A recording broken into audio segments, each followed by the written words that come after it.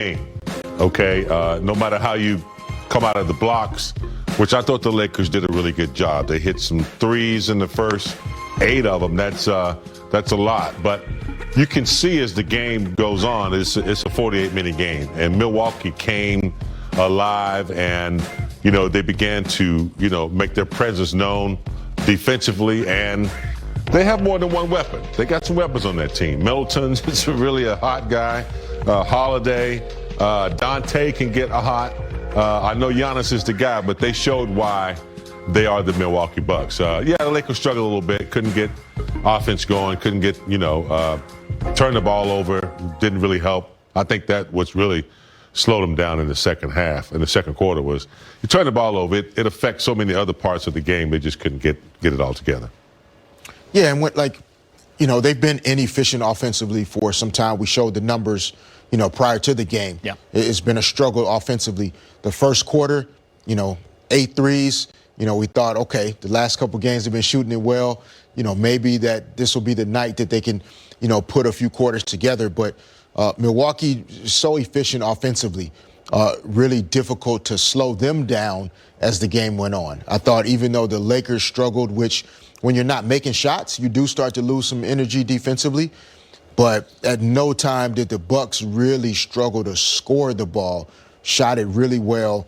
And, over the course of a game, 2 30-point quarters by the Bucks, second quarter, third quarter. And it was tough to slow them down. And whether it's the energy dropping or you're starting to get out hustled because of so many turnovers or you just can't find that rhythm, let's talk about the wind going out of the sails for the team and fans, for all of us. I mean, the big news, Andre Drummond becomes a Laker. He's going to play. He's going to start. But you only really get to see him for 14 minutes. He comes out in that second half, doesn't start. You see him kind of playing with the toe sleeve, goes to the locker room, does not return, guys. So 14 minutes of action. Big toe on the right foot, contusion. X-rays came out negative. But Andre Drummond did not play in the second half. Part of the game. Drummond hadn't played in a month. 6 weeks. I said regardless of 6 months. Yeah. 6 weeks. 6 weeks, I'm sorry. Yeah. And so I really wasn't expecting like a dominant game. I expected to come in, get used to the team. And I think he came in and played really, really hard. And that's hard to do. After you hadn't been playing for a while, you come out, he's really trying to impress his new team. I thought his energy was really good. I think he got tired a little bit. Unfortunately, the toe is it's part of the game. I really wasn't expecting him to come in and turn things around immediately. We got what we wanted to see out of him, I think, tonight in one game, 14 minutes. Yeah, and so big, so explosive, as an athlete.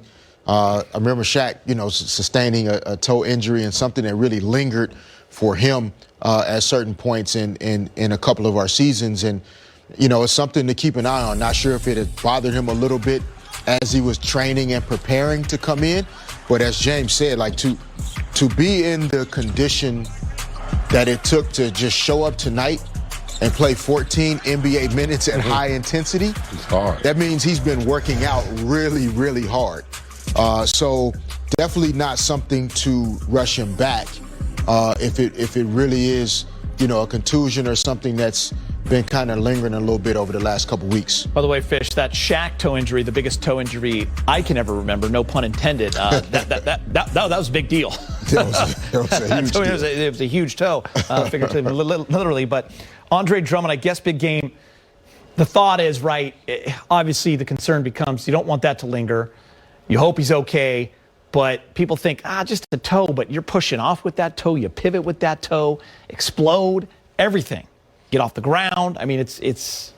Yeah, people think hangnails don't hurt, but they hurt like hell. You'd rather have a sprained ankle or something. But yeah, I mean, don't rush Drummond. I mean, you don't want to rush him back into anything. The toe is part of the foot, and you can't do anything without it. As you mentioned, Gita, it's stopping, it's starting, it's jumping.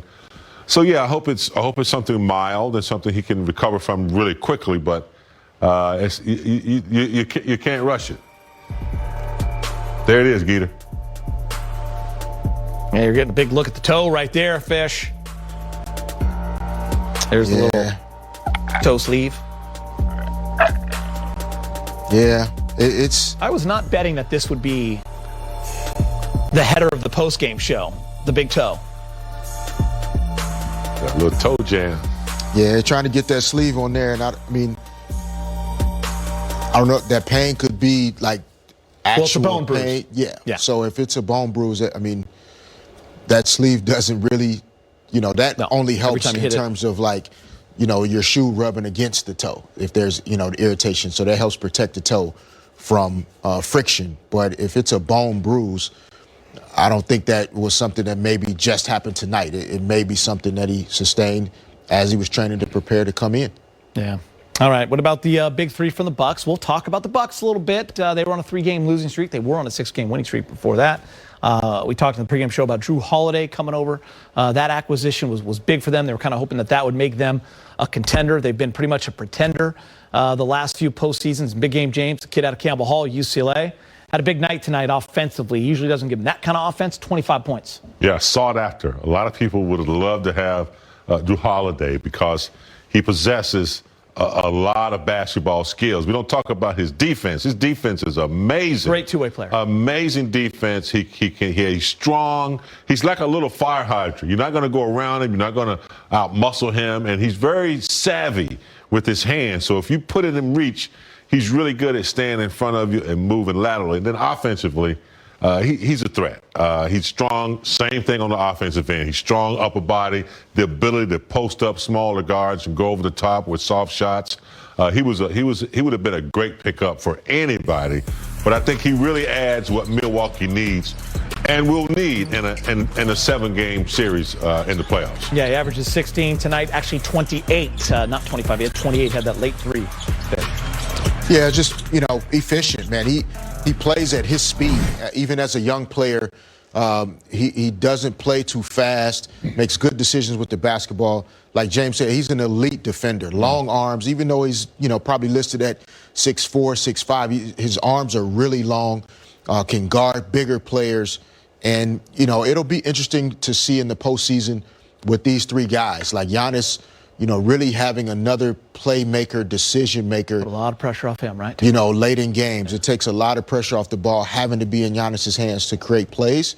And Chris Middleton continues to get better. All right, guys, let's get you to the highlights. We take you to Staples Center. Andre Drummond making his purple and gold debut.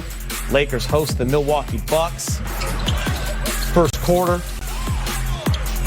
Going to deny Dante DiVincenzo, James. Immediate impact on the defensive end. The ability to go up and come down and get back up really quickly, that's a talent for a big man of his size.